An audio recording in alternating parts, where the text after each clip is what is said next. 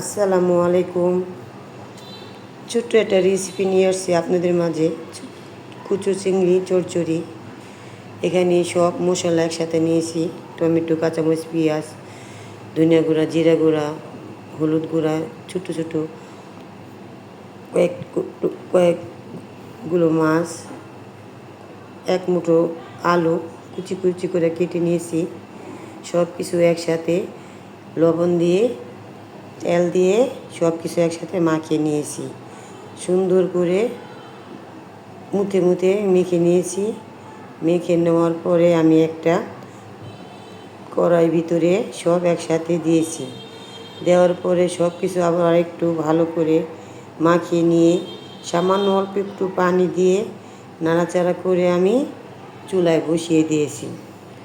বসিয়ে দেওয়ার পরে বেশিক্ষণ লাগে না চচ্চড়িটা হইতে, 5 মিনিটের মতো রান্না করলেই শেষ। মজাদার এই খাবারটা ছোটো ছোটো বাচ্চাদের পরিবেশন করলে তারা ভালোই মজা করে খায়। তারপর আমি সরাদা ঢেকে দিয়েছি।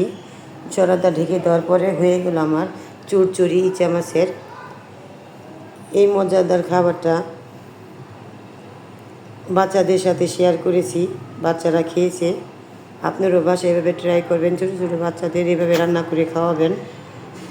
আজকে এই পর্যন্তই। আসসালামু আলাইকুম।